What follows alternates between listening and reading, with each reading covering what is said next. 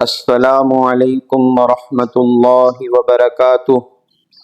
بسم اللہ الرحمن الرحیم۔ آج کی گفتگو کا موضوع ہے فیملی پلاننگ۔ آج کی ویڈیو میں ہم 4 پوائنٹ پر گفتگو کریں گے۔ نمبر 1، فیملی یا خاندان کسے کہتے ہیں۔ نمبر 2، فیملی پلاننگ یا خاندانی منصوبہ بندی کیا ہوتی ہے۔ نمبر 3، فیملی پلاننگ کے 3 مراحل۔ اور نمبر 4، فیملی پلاننگ کے جواز اور عدم جواز پر، یعنی فیملی پلاننگ جائز ہے یا ناجائز ہے، کس حد تک جائز ہے، کس حد تک ناجائز ہے۔ تو پوائنٹ نمبر 1 کہ فیملی یا خاندان کسے کہتے ہیں۔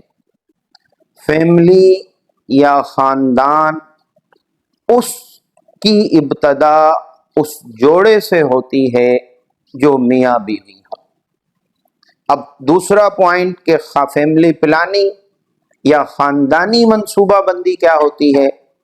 میاں بیوی کا جوڑا جب مستقبل کے بارے میں کوئی تدبیر کرے، اس کا انتظام کرے، یہ فیملی پلاننگ کہلاتی ہے۔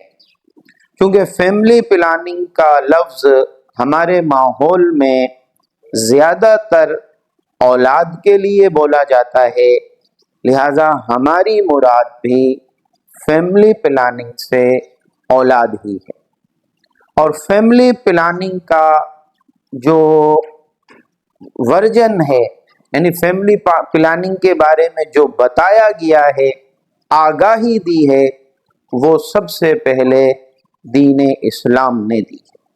حضور اکرم صلی اللہ علیہ وسلم نے ارشاد فرمایا کہ تم ایسی عورت سے شادی کرو جو زیادہ بچے پیدا کرنے والی ہو۔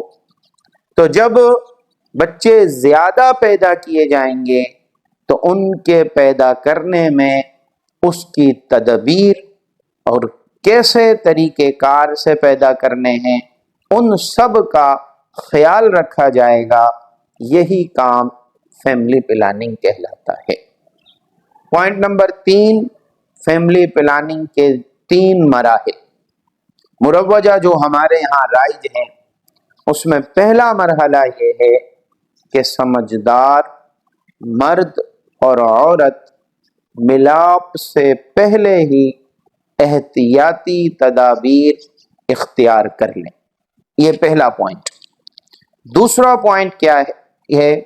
دوسرا پوائنٹ یہ ہے کہ بچے کے حمل ہو جانے کے بعد، عورت کے پریگننٹ ہو جانے کے بعد، جب تک اس میں جان نہیں آ جاتی تب تک اس کو اسقاط یعنی اسقاط حمل کروا دینا دوسرا طریقہ کار یہ ہے۔ تیسرا طریقہ یہ ہے کہ 4 مہینے یا کم و بیش جب رحم کے اندر بچے میں جان آ جائے، جان پیدا ہو جائے، اس وقت بچے کو ضائع کرا دیا جائے، اسقاط کر دیا جائے۔ یہ 3 مراحل فیملی پلاننگ کے ہمارے ہاں رائج ہیں۔ اب چوتھا ہمارا پوائنٹ تھا فیملی پلاننگ کا جواز اور عدم جواز۔ اب ان 3 مراحل میں سے کون سا جائز ہے، کون سا ناجائز ہے؟ تو سب سے پہلی صورت کے ملاپ سے پہلے ہی احتیاطی تدابیر اختیار کر لی جائیں تو یہ صورت بالاتفاق جائز ہے۔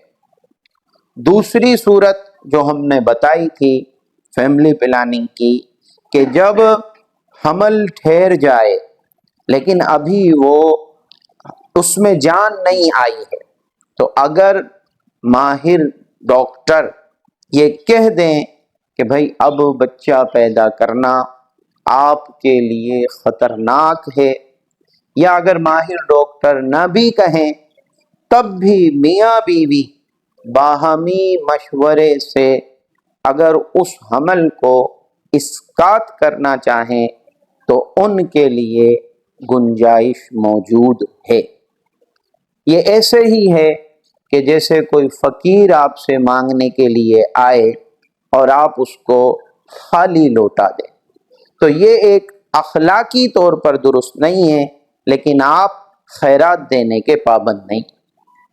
تیسری صورت، 4 مہینے یا کم و بیش کے بعد جب بچے کے اندر جان آ جاتی ہے، اب ہے اس کو گرا دینا۔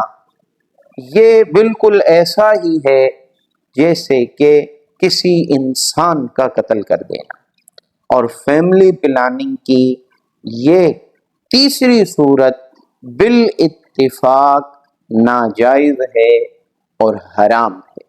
2 صورتیں جائز ہیں، 2 میں سے جو دوسری صورت ہے وہ اخلاقی طور پر ٹھیک نہیں ہے، اور جو تیسری صورت ہے وہ بالاتفاق ناجائز اور حرام ہے۔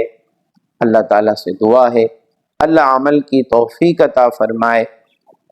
اپنا خیال رکھیے گا، ملتے ہیں اگلی ویڈیو میں۔